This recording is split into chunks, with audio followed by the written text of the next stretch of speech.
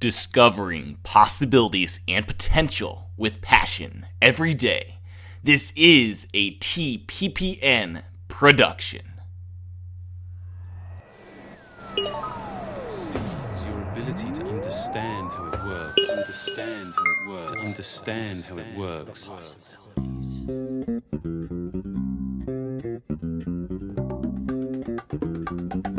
Q-tape. Possibilities network. And 3, 2, 1. Live from Indianapolis, Indiana, this is the iPad Possibilities Show. With your host, Tim Chapman.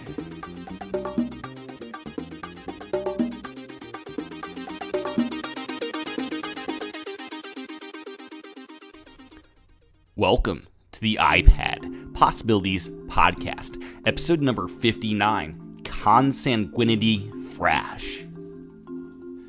Before we get this show started, I want to let everyone know this show did run extremely long. It ended up being a 2+ hour conversation with John, Steve, and myself, and therefore this episode has been broken into two parts. Part 1, this is episode 59, Consanguinity Frash, and you'll find out the consanguinity part in episode 60, which is Revolutionary iPads, which will air for the Wednesday-Thursday show later this week. So with that said, let's bring you now to the live show we did Sunday night, July 4th, 2010. Well, welcome. It is Sunday night, Independence Day, 2010, and welcome. This is the iPad Possibilities Podcast, and we're here live today with John Finnan. How are you doing tonight, John? Good, Tim. Glad to be here on this July 4th. Yeah, it's awesome. If you're for the live show, we actually have video this week, so we're kind of experimenting with that, and we're also here with Steve Bastador of the iPad Show. How are you doing tonight, John? Or Steve. I'm doing good. I don't know how well my equipment's doing here, but we'll hold. I think we'll hold up. Yeah, it's good. We got the audio and video on a separate machine for you, so we don't have any audio hiccups, at least. At least I'll be. So let's get into kind of the news of the week. The first thing, I've been talking about it a lot the past two episodes, and I got an invite to Hulu Plus to try it out. But I want to hear your guys' thoughts. Do you think it's a good thing, bad thing? What are your thoughts? I think it's a great step forward. It feels kind of like a half step since they haven't really expanded some of the offerings, and you still get commercials even though you're paying for it. But it's progress. I thought it was interesting to hear that the owners of Hulu, which happen to be owners of cable companies, aren't looking to Hulu to replace cable like most of us are hoping eventually it will. But I think it's a good step forward. I haven't used it, but I'm interested to hear how you enjoyed using it, Tim. It's been fantastic. It's worked well over 3G. It really is 720p. That is a big selling point. Some of the Netflix videos aren't that high quality, but Hulu, it looks fantastic on the iPad. I haven't had a chance to try it out on the big screen yet. And currently that's limited with the video output, which is a shame, even though you can buy boxes that have that. But I think it's great. And the commercials, they're like 10 seconds. They don't bother me that much. What are your thoughts on it, Steve? Yeah, I mean, to me, it sounds. I mean, they've basically reproduced the website in the form of the app in order to charge. It's cool. I feel that they do need to monetize, but if they're going to charge one way, they shouldn't put the commercials in there. But yeah, when you first launch the app, you do get a fair amount of content without paying, but it's really mostly just clips and old stuff. Right. If you want to get what you can get on a PC, then you have to pay, which it seems kind of weird because you can just go to your computer and get what you can't get on the iPad, and it almost seems like that someone in a back room thought, we have this opportunity to bring it to the iPad. How can we make a little bit of extra money off of that? And so that's kind of what they're doing. They're getting extra money from iPad users that they're they're not getting from just desktop users. Right, because I think they should, give you the last 5 episodes like you do on the web version with that app, right? That seems weird.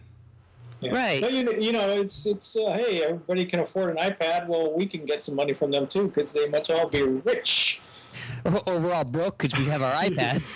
Yeah, exactly. And that's pretty much the case in my scenario. But I think $20 a month when you pair up Netflix and Hulu is a great way to.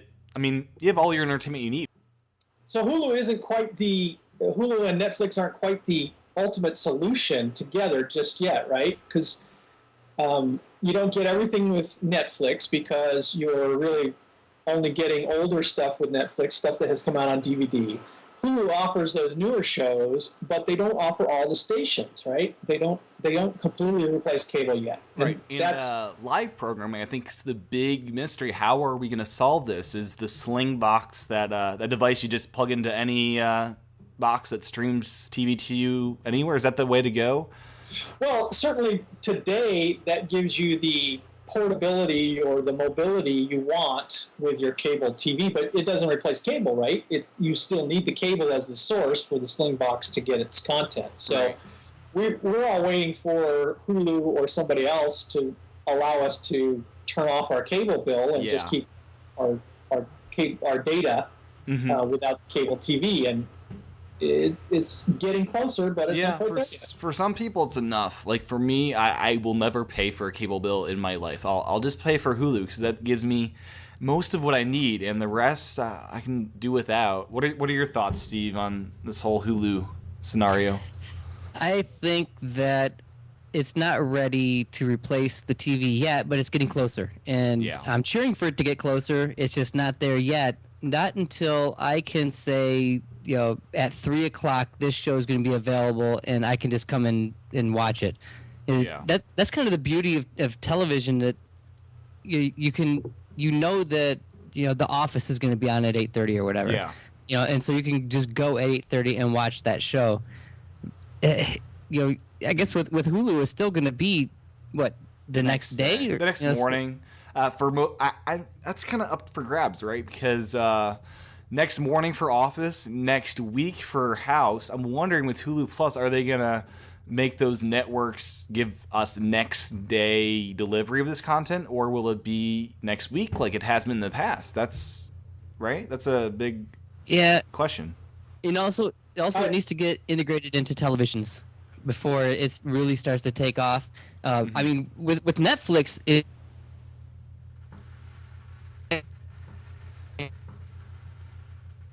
Okay, I'm losing. Losing you there, Steve. You're back. Oh. Okay. And I have a TV and a Blu-ray that are both Samsung, and both of them have integrated Netflix. So that really brings Netflix to to being available to me. But until Hulu starts to become everywhere, and I think that's their goal. They the 2010 Samsung TVs and Blu-ray players have the Hulu app, I believe. Yeah, they need to make it into software upgrade for those of us who just spent $1,500 on a TV. Yeah, so those are in there, and I think they're trying to get the Roku and PlayStation. I think they're trying to go what Netflix did. Yeah, I think they will, and like you, Steve, I have Netflix available on multiple devices. I've got a Roku, I've got a Vizio Internet TV, and I've got a TiVo, and they all have Netflix on them, and that's all great. But they need Hulu. They need and then again we're back to the fact that I still have some shows that I want to watch that are not going to come through Hulu. Yeah. Not all the stations are even just regular broadcast stations are not all on Hulu. Right. So that it really depends upon what you want to watch. I mean. Yeah, I really think the next hurdle is getting live TV, getting the local stations integrated with Hulu. I think that's a big hurdle that we need or the companies need to figure out how to make that happen.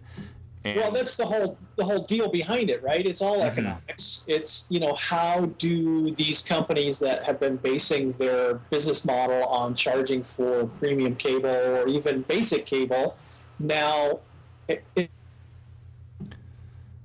Yeah, exactly, John Rook out there, but I agree. And it'd be interesting if we could do an a la carte style where every TV show that's produced on cable, HBO, whatever the source is, I think it'd be really interesting if we could just purchase for whatever price your shows and not pay for the other stuff. And that's the big challenge, Tim. I mean, right now, all the cable places sell you packages, right? Yep. Because they can't figure out the right way to monetize and to, get a profit from selling shows a la carte. Because there's always going to be some shows that just don't have enough audience to pay for themselves. And yet, if you don't show that, then people are going to go over to the other cable station or the other cable provider that does have that, because they're one of the few for that audience. So it's a difficult thing, and we'll get there eventually. Yeah. But it's And going to be their enemy is BitTorrent right now, right? I mean, they're aiming for the college kid, right? Right now with that $10 a month to get your Hulu with ease of use, right? Well, I would think so. I would think that they're looking at that whole generation, right? There are a lot of people in their mid, even late 20s who are the internet generation, are the people that expect to get their entertainment from the internet, not from cable TV. And those are the people that they need to realize they're going to lose entirely if they don't get on this bandwagon and do it. Somebody's going to do it, and whoever does it is going to get a significant portion of the market. Yeah, I'd love to see Apple do a subscription service and see what happens with that. And I think a lot of people will try to adapt Slingboxes perhaps as a way to do the live stuff. Do you have any final thoughts, Steve, before we move on to another topic? No, I do agree that someone needs to come up with a way so that all of the networks can be, and I think that it's going to be a provider, like a cable provider, a satellite provider, someone. That's nirvana to me, is to where I can get all of my television on, my satellite, which I can also use on my iPad, which I could also use everywhere, just by one, say, Comcast provider or something like that. Yeah. So Comcast needs to have a Hulu-like app that they could put on the iPad and let you just watch all of Comcast content. I know that they have their Comcastic stuff that you can get on the web, but that's all Flash-based, so you can't watch that on the iPad. So they need to get something like that, and that would. So I mean, Hulu's nice for the networks that it offers, but it doesn't offer a lot. It's missing a lot. Yeah, So, I agree. And it's interesting because they're like Netflix. You could have a whole family with that same login, and for that $10, you could share between 10 people and $1 a month for each person. I mean, they don't want that to happen, but that's a problem, right? Yeah. I mean, I guess it comes down to how much TV do you want to really watch on your iPad. Yeah. There's only so many hours in the day, so I mean, I'm sure that no matter what, you could find something on Hulu that's going to interest you for the hour or two that you have budgeted to entertain yourself with video on the iPad. So, it without being too negative, it is cool, and it's a plus, and I'm just hoping that it goes a little bit further. I think it's a nice start. Let's see where it goes. Definitely better interface than Netflix, but let's move away from that. Listen to episodes 57, 58. I've shared a bunch of thoughts there. Onto a very cool possibility that's opened up as far as using the iPad as a Newton or some sort of pen-based input device. 10-1, the guys that make the Pogo plug, Pogo stylus, whatever you want to call it, has showcased and demoed pressure-sensitive input on the iPad in a much better way than I think even some of the apps that tried to do this have done. It rejects palm input.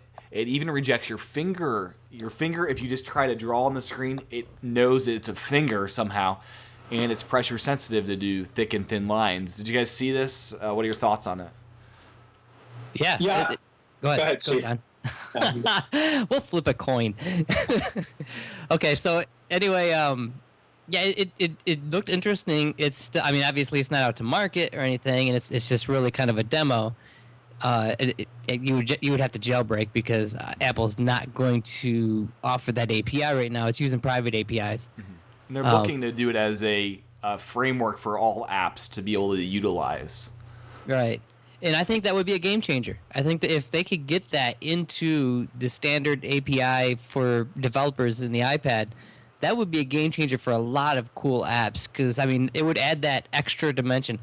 Do I hear iPad, version 2? Yeah, that might be built right into it. Where, because they put the gyroscope in the last iPhone, the addition to the gyroscope in the last iPhone. So that would be a cool little addition to add to, touch sensitivity, so that when you're playing a game, you're not just tapping it. You're how hard you push comes into play, which is piano apps. I mean, that comes to mind right away. Oh, definitely. Touch sensitivity in the piano apps. I mean, come on, sweet. Yeah, I saw that as well, and I thought it was a phenomenal little demo there. They're not new to this either. They've done a couple of applications that actually use the touchpad on your MacBook to use the Pogo stylus. And I think it's interesting because I think what they're really doing is pushing the hardware to its limits in really identifying how large of an object is touching. So that's how I believe they're distinguishing between a finger and the Pogo stylus. And because the Pogo stylus is soft, that I think is how they determine what kind of pressure, because there's obviously nothing in hardware to determine that pressure, so it has to be based upon how much the Pogo stylus deforms as you press into it. Yeah, it would not work on the Dagi stylus, for instance. Yeah, but I think it's tremendous, and I actually, since I do have a company that does iPhone apps and iPad apps soon, I was looking at some of this capability, and Tim, I know you know the program WritePad. Yep, which I like. It really reproduces that Newton handwriting capability, and I've actually contacted the developer of WritePad to talk to him about licensing some of his code to do that. And so, there are other ways of doing that, but I think what 10.1 here is really doing is potentially giving a lot more to developers if they can get this as something that is somehow publicly available. It would be killer. I think it would change the direction that the iPad evolves, and so that may be an issue with Apple. Maybe it will evolve in a way they want it to, maybe it won't. But killer demo, killer. Yep. Well, I think it's very exciting. I think Apple, they tend to take their hints from the jailbreak community, so this might be added to some of their apps and say, oh, this is cool, let's borrow this or steal it. Yes. Anyone want to take bets whether or not Steve Jobs' personal iPad is jailbroken? I bet it is. As a testing unit to see, hey, what are those crazy, people doing? For experimental purposes only. Yes. Yeah, actually, I would bet that his is not jailbroken. I don't think he would need to, honestly. He probably just I'm sure that there's some hidden super secret switch somewhere that he could just flip and everything is just wide open for him. So. Oh yeah, just like that video output they have. Oh yeah. I mean, any developer can develop all these apps themselves. It's just the distribution mechanism. And if you have Apple as your developer, as Steve does, he can have anything developed he wants to and just run it privately. Yeah. Right. Yeah. So from there, it was interesting. I was looking through the App Store, and they have those, top grossing apps in there. And I was noticing a bunch of free apps. It's like, what the heck? All these free apps are, making, as much as those $10 apps. It's like, how is this happening? And in purchase, apps, They're tricky. Be quiet, Tim. Don't give away the secrets. It's crazy. Surprisingly, We Rule was not on that list. Yeah, because nobody's buying the mojo. So let me just run through the apps I saw on there. So Tap Fish was on there. You buy your fish. Zombie Farm, World War II is on there. Godfinger was on there. Tap Tap 3. Isaac Newton, Gravity, which you talked about last week, or I believe it was you. And then Happy Kingdom was Happy Kingdom was on there as well. Happy Kingdom? What's I've that? never heard of that one. HAYPI, so I'm trying to pronounce that. Hypi, I don't know. So those were the apps that were on the top grossing list. I was kind of surprised. It's like, wow, those are. You know, we asked for this though.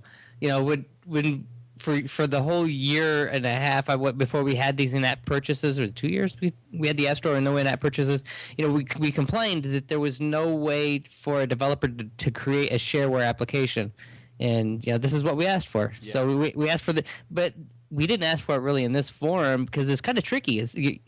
You have to keep your eye open. You have to be somewhat savvy with the App Store to realize that this free app that you're buying. You know, of course, they have the little link in the corner that says top in-app purchases for each app. You know, so if you know to look there, but I've been burned a few times, and I'm not a novice at buying these things. So here's the interesting thing: when Apple first did in-app purchases, you could not do this. You could not give away a free app and then pay for in-app purchases. And so then they reversed that because people complained about that. They really wanted to use this as a mechanism to say, here's the demo of my app, and now I can give that away, and then I can charge for the more professional version through in-app purchases. Mm-hmm. So Apple changed that. But so now the one good thing, though, is that Apple still says that free app needs to be functional. So you don't have people that are just putting out a free app that's an advertisement for paying in-app. You know, the actual free app has to do something. So right. But it's interesting that those are the ones that are now top grossing. You know, that's right. Mm-hmm. And I'm a fan of it. I'm not. I don't down it in any way. I think that the concept of it is almost dead on to the way I would probably do it if you wanted to do it in a very Apple-ish way.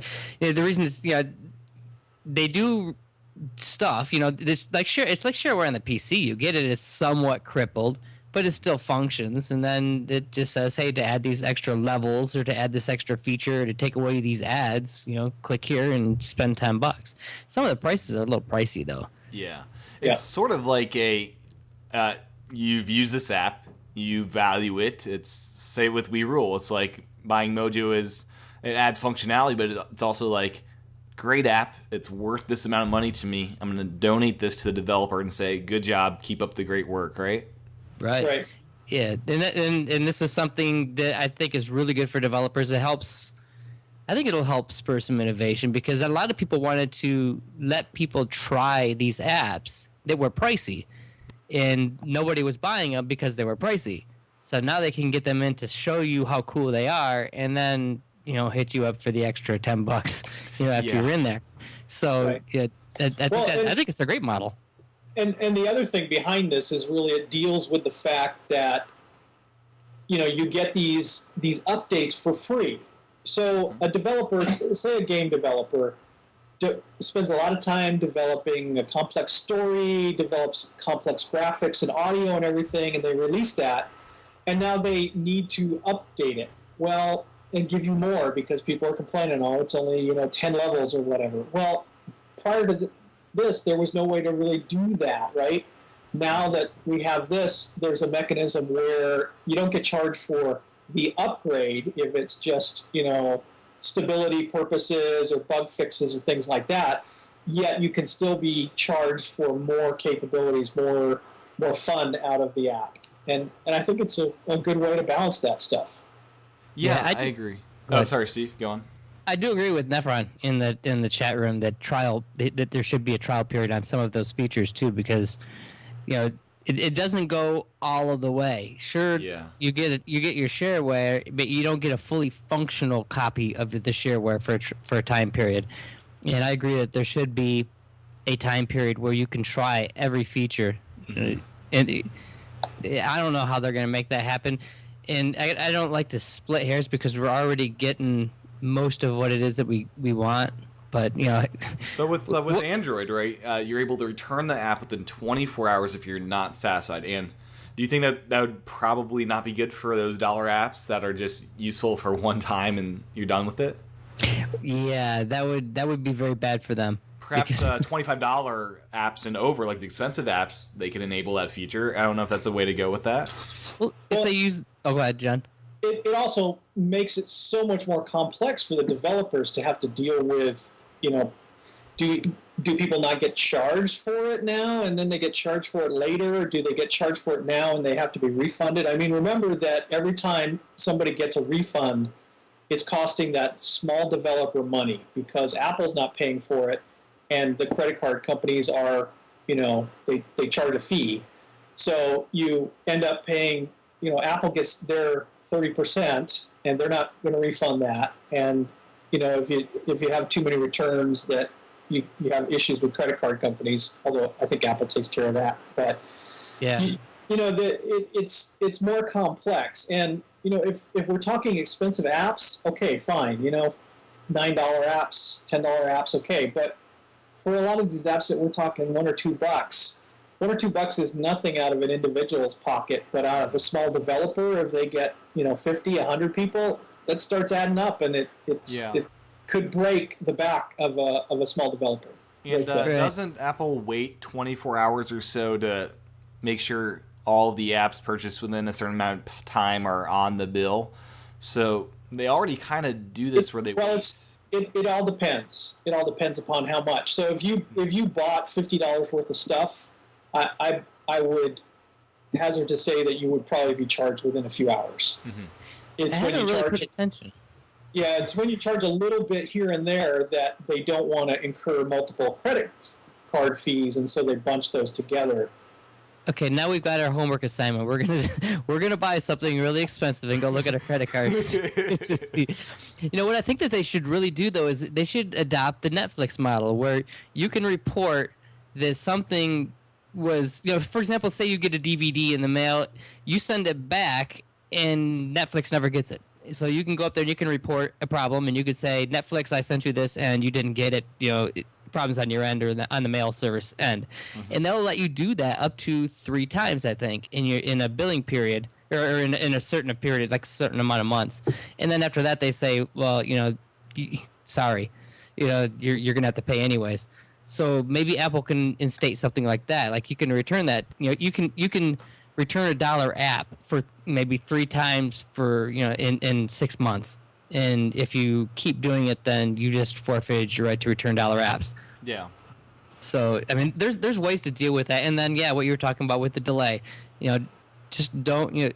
I know that I get my receipt, like 4 times a month. I get it by email. Basically invoice kind of thing. And I'm not sure if they wait till then to charge or not. And if that would be an ideal way to do it, though. Yeah, it would. As long as they have your credit card on file, they can do a pending charge to make sure that there's sufficient funds, and then that would be the. Mm-hmm. I can see it from Apple's side though. What if you were to max out that credit card sometime between the time that you made the purchase and and the time that they decide to bill you. Yeah, so they just don't let you buy anything else. Yeah, it'd be their best interest to charge you now. Yeah, so I think that'll be something fixed in iOS 5 or whatever. I think that's on their list of to-dos, I'd imagine. But we'll see. With that said, I wanted to just cover something that's iPhone. I know this is an iPad show, but I thought this was weird how they did this. So the iPhone 4 reception issue, right? They had a announcement about that. And people dissected this and talked about it a lot, but one quote I wanted to read back is, "We will issue a free software update within a few weeks that incorporates the corrected formula, since this mistake has been present since the original iPhone. This software update will also be available for the iPhone 3GS and iPhone 3G." Does it sound like to you they're not going to push that update out to the original iPhone? I don't know. John? Yeah. It's certainly probable, I would say. What Apple has done, I don't believe this is under non-disclosure, but what Apple has just recently done is they've said that all apps submitted to the App Store, even updates, have to have been compiled under the 4.0 SDK, which means that you can do code for 4.0 for the iPhone, 3.2 for the iPad, I believe 3.1.3 for older phones, but you can't do any of the old 2.0 stuff. You used to be able to compile code that would work on that. Oh, but, 3.0, what was that like? Yeah, so it's been a while, but yeah, it has. We would tend to try our code on all things, but it does show that Apple's moving forward like they typically do, and they are saying that's old stuff. Yeah. And quite frankly, I mean, my wife actually uses the original iPhone. Yep, I do too. But I don't foresee her needing a lot of new stuff. Yeah, the weird thing is the internals are the same as the iPhone 3G. It's just as fast, except there's no 3G, right? Yeah. Was it a different processor, though? No, it's the exact same. The only thing they added was 3G and GPS and larger storage and a different back. It's weird they're capping. That's what it is. It's the different back. If they kept the same back, then they would probably apply the update, right? Yeah, it looks different. It looks like it's got aluminum. It looks like the new iPad. You can't, It is. It's because it's ugly. It's the typical Apple trademarked way of making any of their older technology look antique. Yeah. So it looks antique, and so they just don't want to support it. Apple does that across the board with all of their products, though, right? Well, remember that it may also have some other ROM code or something in there that's a little old. I mean, it may have the same processor, but there may be now. Granted, there's EPROMs in there. We've upgraded to the latest OSs, almost the latest OSs, and the baseband for the modem, the radios and stuff like that, I'm sure have all been upgraded or potentially upgraded, but there may be some code in there in some ROM or something that isn't upgradable and is, something that they just want to say its time is past. Yeah. And it's interesting. They limit the 3G unless you jailbreak for multitasking and stuff. And I tried it out. It works great. Multitasking works great on iPhone 3G under 4.0 jailbroken because they do it in such a great way. And they just like to limit things. So that's Apple, I guess. They do that across the board. They do it on their desktop computers and on their laptops and stuff too. In OS 10, I mean, they've all but eliminated any Cocoa kind of references in OS 10 for their developers. I mean, they want everybody to move over to Intel only code. So it just goes across the board. I don't see that as being just unique to the iPhone. I think they're just applying their philosophy of business. Get everybody moving forward. It makes more sales and it keeps them from supporting old stuff. That's the biggest thing there is really, the more you hold on to that old stuff, the harder it is for developers to make sure that their code runs on all those old things and supporting it all. We have to face the fact that technology moves on, and if you're happy, if you're happy with your original IBM XT machine because you just run WordPerfect 1.0 or something on it, hey, more power to you. Yeah. If you want to run the latest Office 2000 whatever, you're not going to do it on that machine, and people shouldn't have to test it on that machine either. So yeah, that's where Apple is one step ahead of Microsoft on that, because Microsoft tries to cling to their old stuff and they make everything as backwards compatible as they can. I mean, in Vista they have the backwards compatible.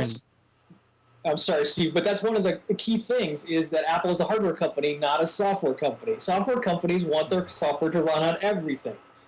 Hardware companies want to sell hardware, so they don't necessarily want to keep that old stuff forever.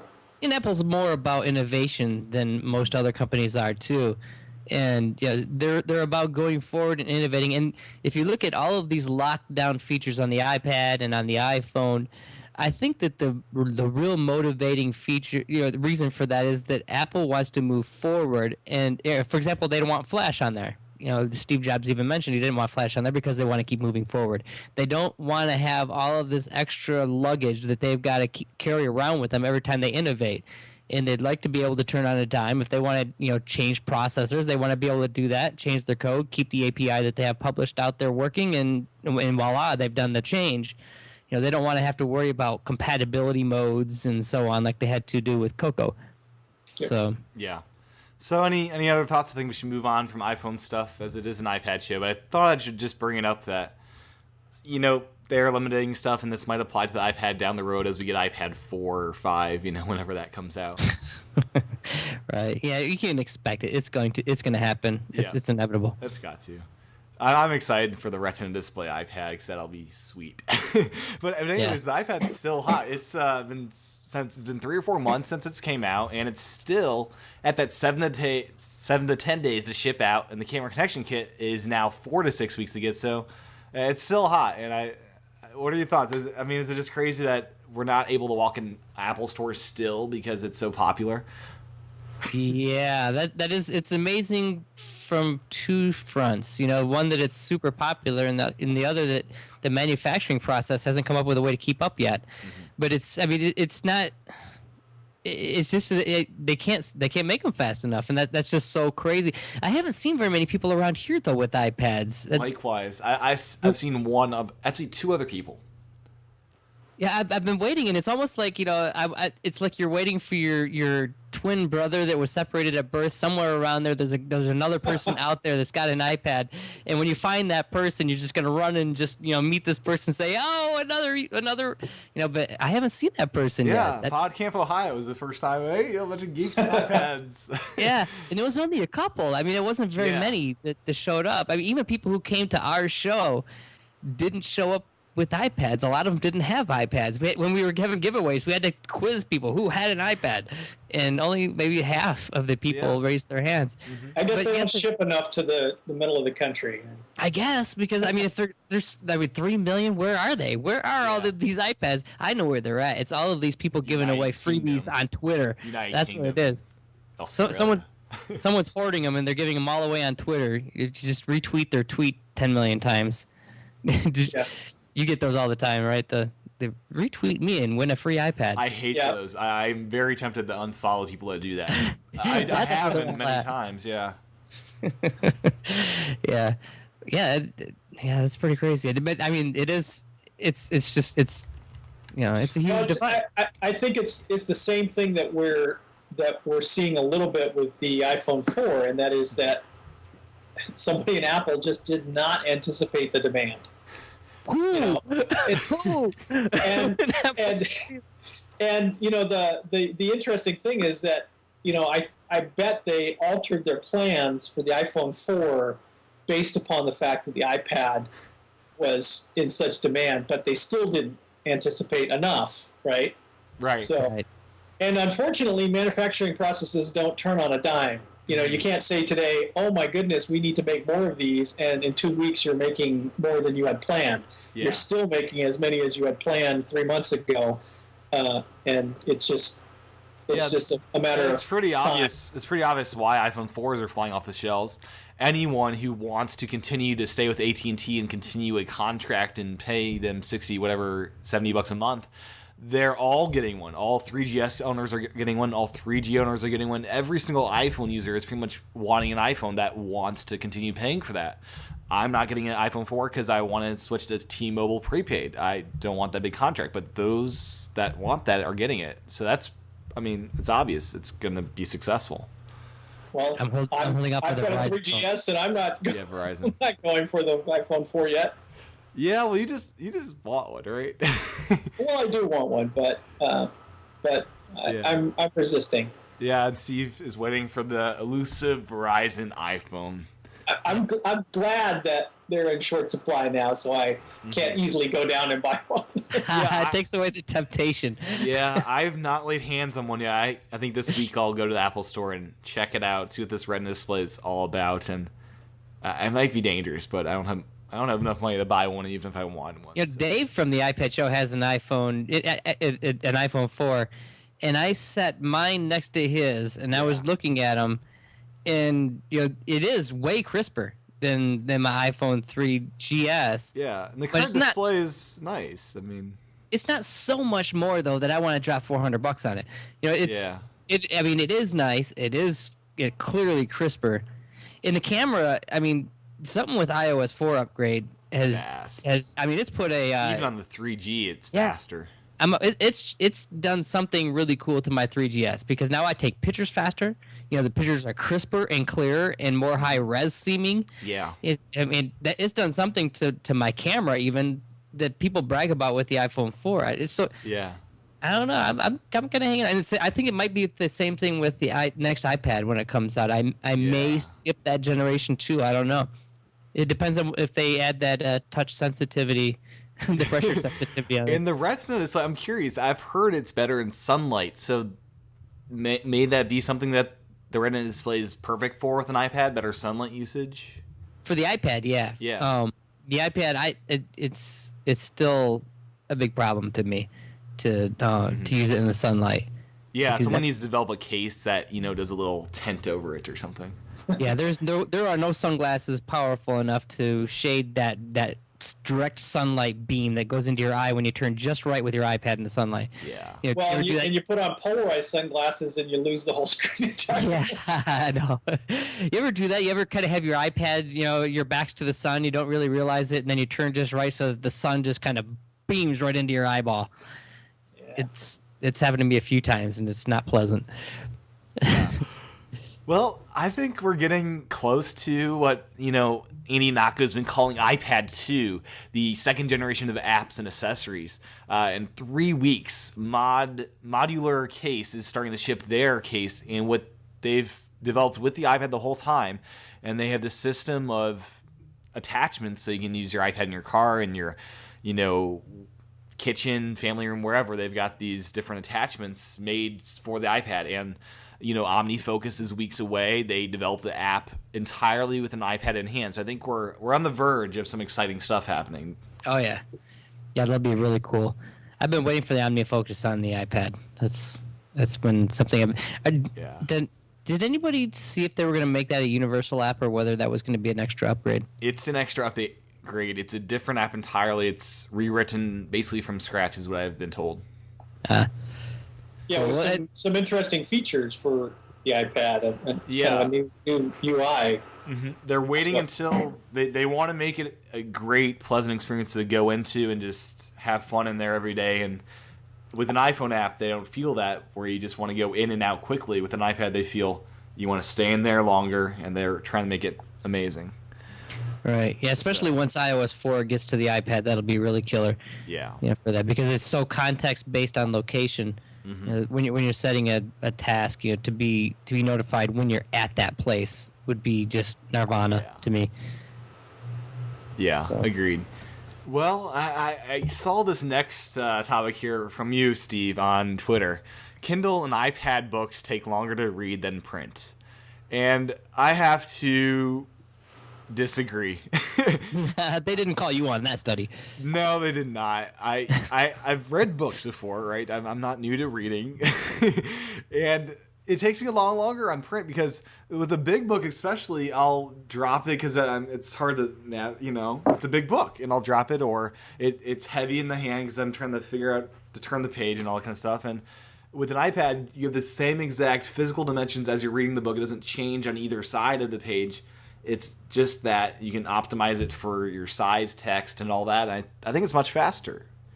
Yeah, I guess it really depends on the person. I didn't see the demographic.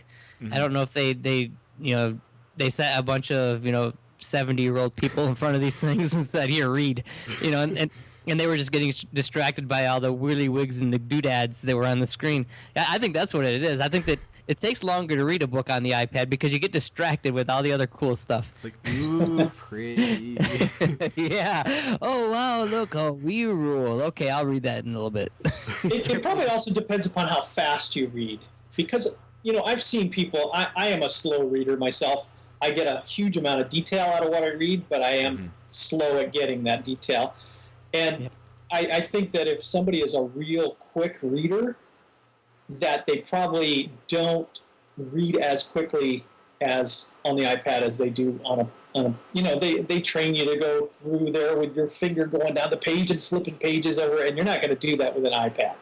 Right. If you start doing this, you'll flip the pages while you're doing that. Yeah, or you'll bring up menus or something. It's like, so maybe it depends upon how fast you read. If you're a very, very quick reader, then maybe the iPad does slow you down a little bit. If you're moderate or slow reader, you probably don't notice any difference. Right. Yeah. It probably depends on your style of reading. I'm a skimmer, so when I read, I skim through, and then I'll realize, 5 paragraphs in that I'd been in a daze for the last paragraph, so I need to go back and read it again. So I'll be flipping back and forth.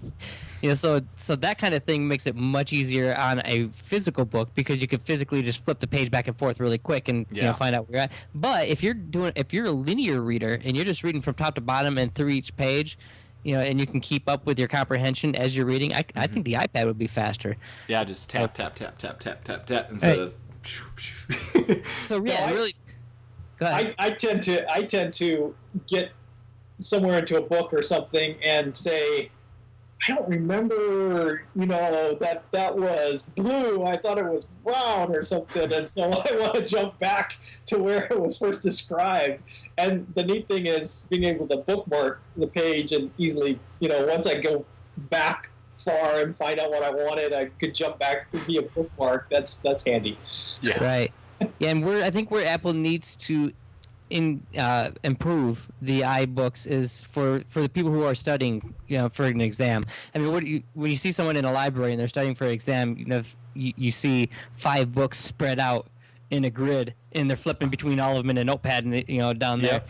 They need to come up with something like that so that you can have multiple books open at the same time and kind of divide your screen between them or somehow flip between them. Steve, you just get 5 iPads. Yeah, that's the Apple solution. Increase your iPad count. Which, okay, sure. I mean, yeah, every year I think. I mean, I've got 2 iPhones, and an iPod Touch. People that'll add up pretty soon. We just need to wait until we get iOS 4 on the iPad and can multitask. And part of multitasking might be running the Kindle reader and all the different e-readers. iBooks here, Stanza over here, Right. Yeah. I think it's a phenomenal ebook reader though when you compare it to something like a Kindle because it has color and it has the graphic appeal of a book. Versus the Kindle, which is all just kind of, it's like reading from an old monochrome screen. Like, who wants buttons? Put an e-ink with touchscreen. That's something I might be interested in. Right, especially if you're going to have your child read a book on there. If you're trying to teach your child to read a book and the first thing you have to do is teach them how the book works, then there's something broken. You should be able to, a child should be able to pick it up and just say, okay, I'm familiar with this, I can make it happen. And that's where Apple is just king. They can make a device where a child can pick up a device and just, it interacts like everything else in their world. You touch it, you push it, you move it, you stretch to expand it, that kind of thing. So yeah, it's way better of an e-reader for just if that alone. Mm-hmm. I agree. And I think the iPad's much better just because you have access to everything. You have access to your Kindle library, your iTunes library, your Barnes and Noble library. So I think that's a selling point. Yeah, everything everywhere. Yep. Yeah, that's definitely. I see Nephron 10 in the chat room says that iBooks needs the ability to highlight PDFs, and he's definitely right. Yeah, he is. That's something that Steve promised, and we don't have that yet. So that would be a great feature. Yeah, definitely. So moving on. So we're reading books, or we're creating our books with pages. How do you print those? HP.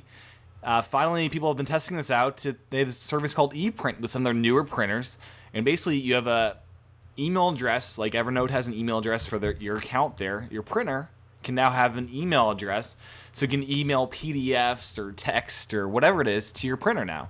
And I think they certify it with certain accounts so you won't get spammed or stuff like that. And I think this is a great solution for printing. What do you guys think on this? Yeah, definitely. It's it's something that's been around in other forms for a long time. I mean, print to email has been around forever. In Enterprise we've been using it too. It's really cool that they're starting to bring that to the HP printers. I wish the other printer manufacturers would jump on board with that too, because it's something that I would use it definitely. Yeah, I agree. I think it's for a lot of these mobile devices, even phones. It's a great thing to have. I'm really glad to hear that they're using certificates and stuff from the security world. That's always something. And really, there's been some concern in the security world about the fact that HP and some of these other manufacturers are putting more and more intelligence into these printers, and they're becoming computers in their own right, which means that they're also a place to be, spammed and virused and all that other stuff. So I'm glad to hear that, that they're thinking of the security. And with a single click, I've heard you can just reassign and get a brand new email address. And these email addresses, I think, are 20 to 30 characters in length. So I think it's me a hard time to try to guess these addresses. But people may. And I think even in home usage with, I've had a problem with my own Mac and, my dad's laptop printing to our networked printer because they're not the easiest things to set up in a lot of times, and an email address is going to be easier. Yeah. If they can make that work universally, I mean, I think that would be a definite game changer when it comes to printing from the iPad. Just send a PDF to an email address and have it come out. That would solve a lot of things. That's the grandma solution too. That's the easiest thing I can think of. Yeah. Mom, grandma, just send this to your printer. You got to teach her how to use email anyway, right? So yeah. As an IT administrator, that would be a game changer for everything. To print to email. I mean, just managing all of these printer drivers is nuts. Yeah. The same printer, 2 different models, you have to install a completely different driver sometimes. So that would be really cool to be able to just print to email. Yep. Yeah. So from there, I was browsing eBay, and should be a quick one, but instead of tablets, it's now iPads and tablet as an eBay category. I thought that was just kind of a funny thing, kind of amusing. Yeah, that is interesting. That's taken 3 or 4 months of a new device to get it recognized in a category title on eBay. That's great. Shows how many are being sold on eBay. Yeah, they probably sold more iPads in their first 3 months than tablets in their entire existence. That's where all the iPads are. Well, I noticed that you actually can search by how much RAM is in the iPad. So it's not just an iPad search; it's a 16 gig iPad search or a 32 gig iPad search. Yeah, that's definitely interesting. I wonder. I mean, I think it's just a bunch of people who bought an extra iPad and they're selling it online. So it's entrepreneurs. Or those of us that bought the Wi-Fi that now have a 3G and want to get rid of the Wi-Fi. Yeah, for those people that want to get rid of them. Yeah. I was gonna do that, but I already damaged my iPad, so now the price of it already went down. So I decided I'd just stick with it. Yeah, I was gonna do that too, but 2's nice. Yeah. Well, I ended up getting 2 Wi-Fi versions here. Oh, okay. Yeah. Mine is in pristine condition, so I'm going to see where that goes. Yep. Well, we're talking about iPads, and do you got Wii Rule stuff going on there, Steve? Yeah, something just popped up. Yes, I have this. I have a. I don't know if you can see it on there. That's how I get around having 2 Wi-Fis. Oh yes, the Wi-Fis. I love those little guys. Oh, battery life is why I love the iPad 3G though. Yeah, so I was using that today. We drove out to Toledo and back, and I just used my iPad in the car the whole time. Of course, I wasn't driving. Yeah. Well, people are talking about 2 iPads. iPad in November with iOS 4. Do you think 7 months from the initial release is enough time? I think we might see an iPad in November, or is it too much in the Christmas buying season to see one then? Or I don't think so. I don't think they're going to release a new iPad. I think they're just going to release the iOS. Okay. Yeah. I would kind of agree with that. I think that even if they had one originally slated to come out that with the short supply and the people buying up this one, I don't see that they would want to go through the change of manufacturing, the cost of manufacturing change. If they can keep selling this one, and it hasn't been that long, it's not like people are demanding a refresh. So I don't see them rolling out another. Where do you guys see this falling into the product placement cycle? Do you see this along with the iPhone a WWDC announcement every year, or do you see this going to be eventually integrated with the iPod refreshes, or is it its own separate deal? Where do I see it, or where do I hope it to be? Both. Yeah. Where do you want it to be released, and where will it be released, do you think? I think that they're going to keep an annual cycle from the time that it was released. I wish that they would integrate them all together. I'm not sure that they want to do that because they like to spread the press releases out instead of having them all at one time. It's good business to have press releases throughout the year. Yeah. So I think they're going to keep them separate. Well, and I think we're also seeing a kind of a clue from the fact that the iOS is coming out later on the iPad. So Apple tends to have kind of dedicated teams. They don't have the same, even though they share a lot of commonalities. They don't have the same people working on the iPhone stuff as they do on the iPod Touch, and not on the iPad either. So I think that's one of the things they work on is they really focus on getting the most from this team, and if they tried to coordinate multiple teams to have everything released at the same time, they're going to be late on something that they could get out to market, or try to release something early that they shouldn't release. So I kind of think they'll keep them separate. It gives them a lot more flexibility, and as Steve said, they get multiple PR opportunities with multiple releases. Yeah, press releases are good for them. So, yeah, I see them keeping it separate. And you say when they announced it, so they announced it kind of the same time they did the iPhone in January, and then released it later in the year. Do you think it'll be April every year, or May, or June every year? I think that it will be April of every year. But don't quote me on that. It's a guess. I guess that it would probably be about that time. This seems like just a gut feeling that seems like when it would make sense to keep it as an annual. That feels like a good time too. You get your iPad right before the iPhone comes out, and then that feels right.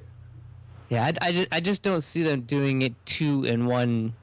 Because in 1 year. You couldn't do a launch of an iPhone and a brand new iPad on the same day. That would be that'd be chaotic. That'd be just nuts. Right. Well, you would also not be able to get people to spend the money all at one time, right? Right. Yeah. Who's going to want to spend $1,000 on getting an iPhone and an iPad at the same time?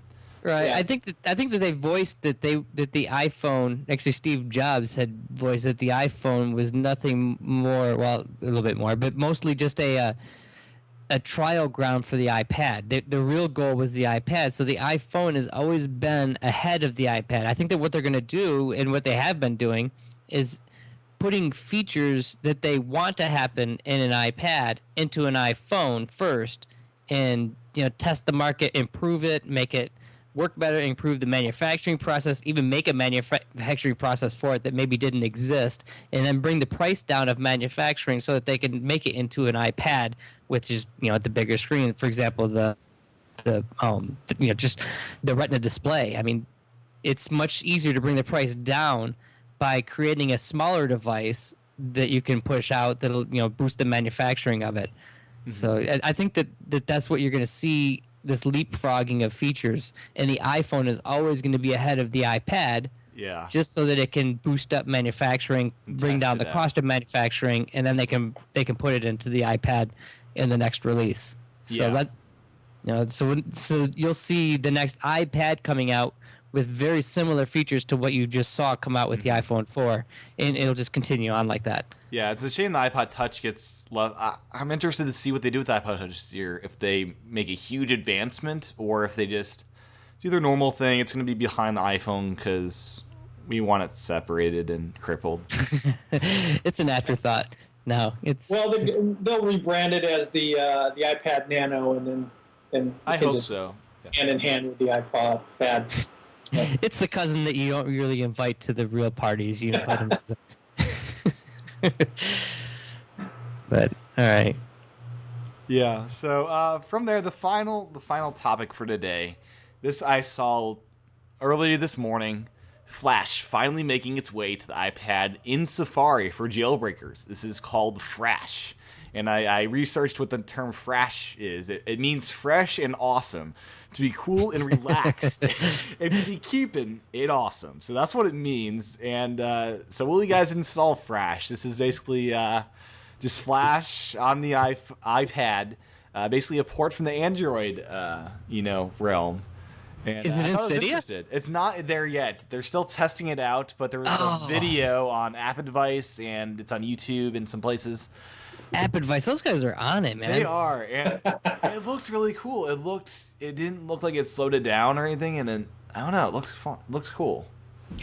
So I don't have a jailbroken iPad, but if I did, I would probably wait a little while just to see, because I don't know that I have a burning need to have Flash on my iPad. I really don't. Better. And so, I would certainly probably wait to just kind of see how well it shakes out and how stable it is. But if I had a jailbroken thing, I might consider it. I mean, if everybody who knows me knows that I'm always game for some new way to crash my iPad. But I really don't have a need for Flash either. As a matter of fact, I abhor Flash, and the last thing I think that we need on our iPads is a bunch of insecure Flash applications running around. So it's bad enough that it's vulnerable to being jailbroken. Even that alone is kind of scary. But to add Flash to the mix, I mean, come on. Yeah, I install it, see what it does, see if it works, and I may uninstall it. But it's kind of interesting. It's like it's kind of a nice proof of concept. Yeah, if my iPad could talk, it would be yelling at me at any given time because I'm always just doing bad things to it, and that would be one of the things that I would just jump on. Okay, let's install Flash on this and see what happens. So, smoking iPad. Yeah, I am one of those. What does this button do? People, that's just my character. Oh, what does this do? I'm the same way. The video is awesome. It's like because I'm really waiting for Ustream and have some way to play that on the iPad. That's killer because I don't want to be sitting on my computer watching your show or whatever. Which you guys do a good job of doing the MP4 stream or whatever. But other shows just watching them on my computer. I don't want to do that. I want to be on my iPad to do that. So, kind of interesting. I think Dave reverse engineered someone else's thing and got that going somehow. I don't know how he did that actually. Well, that rounds out the first part of this show. And I will break this up in two parts for the listeners. So that concludes part 1 of the July 4th live episode with Steve Bostador and John Finnan. Join us for the Wednesday-Thursday episode this week for part 2 entitled Revolutionary iPads. And this is a fun discussion. We have a blast kind of theorizing what would happen if we had iPads back in the revolutionary time during the war and what we'd use them for. A lot of fun, great thoughts, and just join us then for that lively discussion of part 2. So with that said, where can you find us all? John Finnan is on Twitter at jfinnan, and he also has just started a brand new blog. You can find that at blog.project-ipad.com. So you can find his new blog at blog.project-ipad.com. And Steve Bostador can be found at iPadshow.com and on Twitter at sbostador and bostador.com. And they're doing their live show Tuesday this week, but they normally do a live show every Sunday at 3:30 p.m. Eastern Standard Time.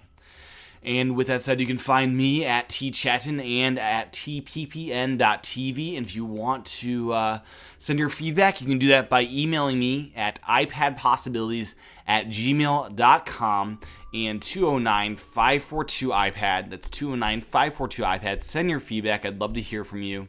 And with that said, let's get to how you can actually support this podcast.